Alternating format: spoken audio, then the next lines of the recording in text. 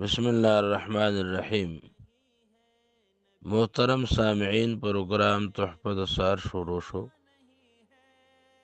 او نن دی پروګرام کې مونږه د رمضان المبارک میاشت او دعا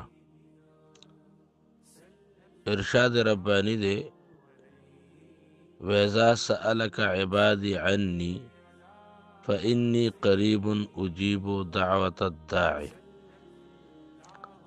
سامعین حضرات، دا جملې چې ما ولوستلې د قرآن پاک، نو دا د روزې د بحث په منځ کې دي.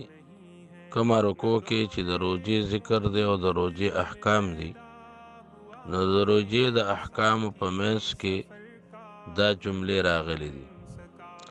د دې جملو ترجمه داسې ده: الله تعالی وی وَإِذَا سَأَلَكَ عِبَادِي، کله چې پوښتنه وکړي ستانه زما بندگان زما باره کې، فإني قریب، نو زه نږدې ما، اجیبو زه قبلو ما، دعوت الداعی بلنه د بلونکي.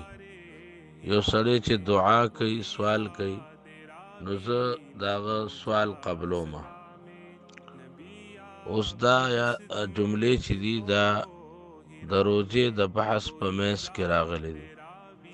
علما وی چې دینه دا اخذ کیدی شي چې د روزې په دوران کې دعاګانې ښې قبلېږي او د رسول صلی الله علیه وسلم نه هم رمضان المبارک کې د دعاګانو اهتمام دا نقل دی. د پېشمني وخت کې، د ماښامي وخت کې او دارنګ په عامو اوقاتو د رمضان کې د دعا د قبولیت امید زیات کیدی شي.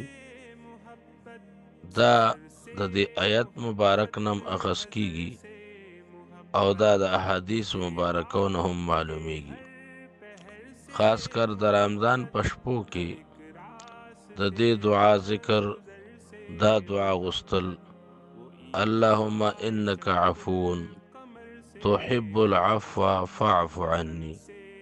د دې ذکر په صحیح حدیثونو کې راغلی دی. نبی کریم صلی الله علیه وسلم چې څنګه دعاګانې غوښتې دي، په کومه طریقې غوښتې دي، هغه ډېرې ناشنا، اعلی او بهترین دي. مونږ تاسو له پکار دي چې مونږه په رمضان کې په هغه الفاظو باندې دعاګانې وغواړو په کومو الفاظو سره چې خوږ نبی صلی الله علیه وسلم دعاګانې غوښتې. د هغې طریقه دا ده چې د شاه اشرف علي تانوي رحمت الله علیه کتاب مناجات مقبول، هغه مونږه واخلو. هغې کې داسې کتابونه هم وي چې ته لاندې اردو کې ترجمه لیکلي.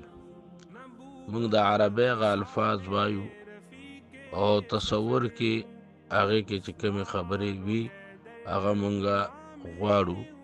د غوښتو په نیت باندې هغه دعاګانې مونږ وایو.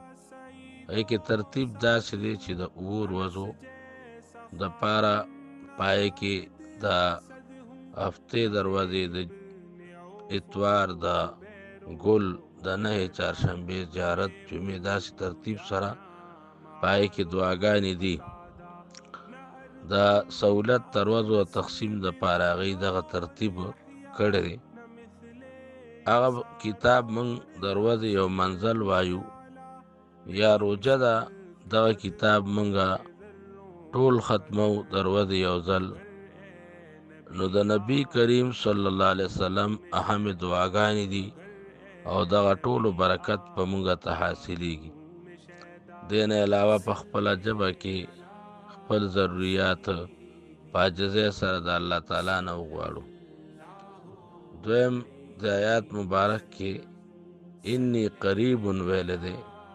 نو بعض علما وی چې روجه الله ته د قربت سبب دی، الله ته د نږدې کېدو سبب دی. خو خدا اله چې کله دا روجه په آداب سره ونیوي شي. نو دې آیات نه علما دو خبرې اخذ کړي دي. هر آیات کې ډېرې مسلې کیدی شي، خو دې نه دا دوه دې وخت سره په نښه کړې شوې چې یو موږ د دې احساس وکړو چې روجه الله ته د قرب میاشت ته موږ ځان روجه باندې الله ته نږدې کړو، او د هغې طریقه به دی چې روجه صحیح ونیسو.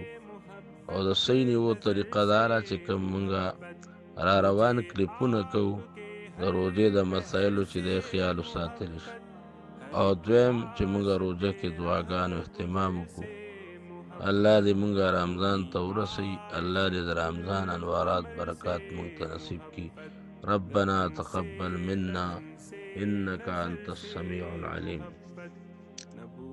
ربنا اغفر لي ولوالدي وللمؤمنين يوم يقوم الحساب.